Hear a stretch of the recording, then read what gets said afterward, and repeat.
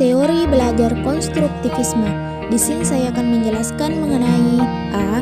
Konsep dasar konstruktivisme, B. Kajian teori belajar konstruktivisme, C. Aplikasi dan implikasi teori belajar konstruktivisme, D. Kelebihan dan kekurangan teori belajar konstruktivisme. A. Konsep dasar konstruktivisme. Konstruktivisme merupakan sebuah pandangan yang berlandaskan pada pandangan bahwa dengan merefleksikan pengalaman, kita membangun pengetahuan akan dunia di mana kita berada. Evelyn Siregar dan Hartini menyatakan bahwa teori konstruktivisme memahami belajar sebagai proses pembentukan atau konstruksi pengetahuan oleh si belajar itu sendiri. Pengetahuan ada di dalam diri seseorang yang sedang mengetahui. Menurut teori konstruktivisme, yang menjadi dasar bahwa peserta didik memperoleh pengetahuan adalah karena keaktifan peserta didik itu sendiri. Konsep pembelajaran menurut teori konstruktivisme adalah suatu proses pembelajaran yang mengkondisikan peserta didik untuk melakukan proses aktif, membangun konsep baru, pengertian baru, dan pengetahuan baru. Sehingga proses pembelajaran harus dirancang dan dikelola sedemikian rupa agar bisa mendorong peserta didik mengorganisasikan pengalamannya sendiri menjadi pengetahuan yang bermakna.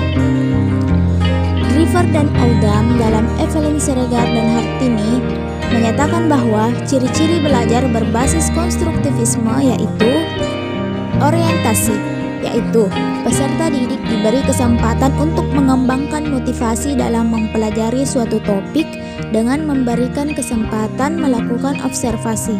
Selanjutnya elisitasi, yaitu peserta didik mengungkapkan idenya dengan jalan berdiskusi, menulis, membuat poster, dan lain-lain. Selanjutnya restrukturisasi, yaitu ide yang klarifikasi ide dengan ide orang lain, membangun ide baru, mengevaluasi ide baru. Kemudian penggunaan ide baru dalam berbagai situasi, yaitu ide atau pengetahuan yang telah terbentuk perlu diaplikasikan pada bermacam-macam situasi.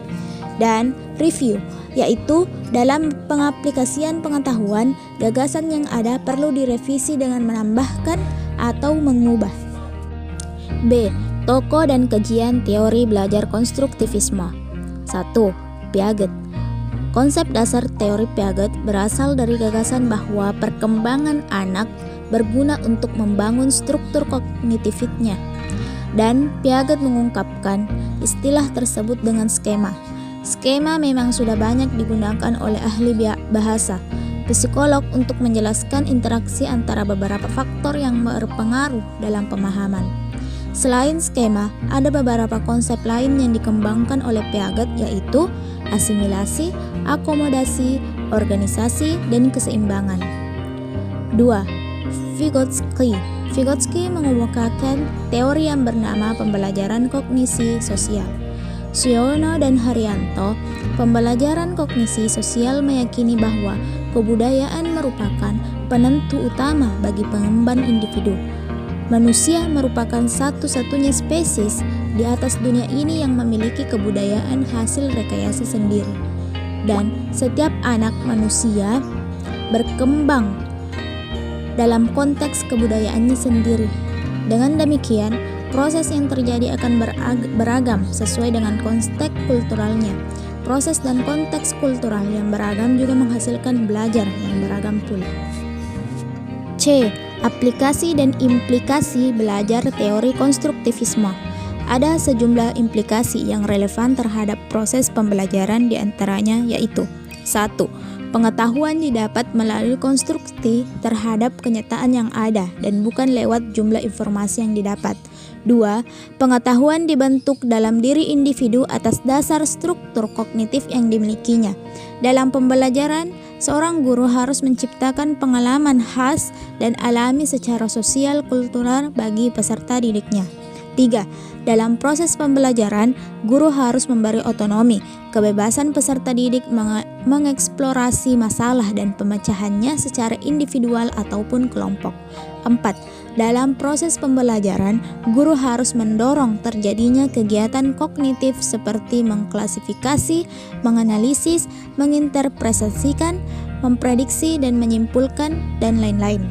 5. Guru menyusun tugas untuk mendorong peserta didik mencari pemecahan masalah secara individual dan kolektif sehingga meningkatkan kepercayaan diri yang tinggi dalam mengembangkan pengetahuan dan rasa tanggung jawab pribadi.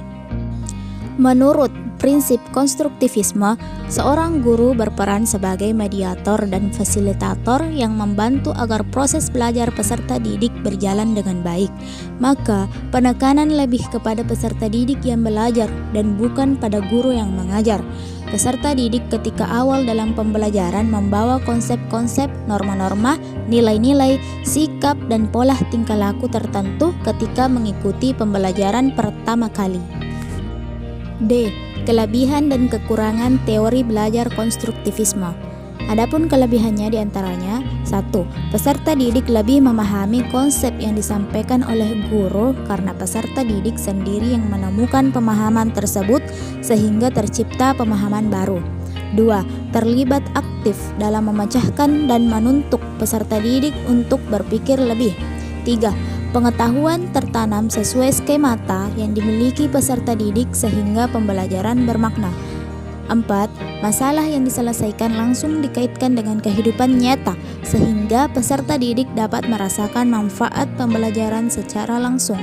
5. Peserta didik lebih mandiri, dewasa, dan dapat memberi aspirasi dan menerima pendapat orang lain. Dan pengkondisian peserta didik dalam belajar kelompok saling berinteraksi terhadap pembelajaran dan hasilnya sehingga pencapaian kesempatan belajar pembelajaran dapat diharapkan. Adapun kekurangan dalam teori belajar konstruktivisme yaitu menganggap belajar semata-mata sebagai proses penyimpanan dan telah mengabaikan bahwa belajar juga menyangkut perubahan tingkah laku. Pandangan konstruktivisme dalam proses belajarnya melihat peran guru sebagai pendidik sepertinya kurang begitu mendukung.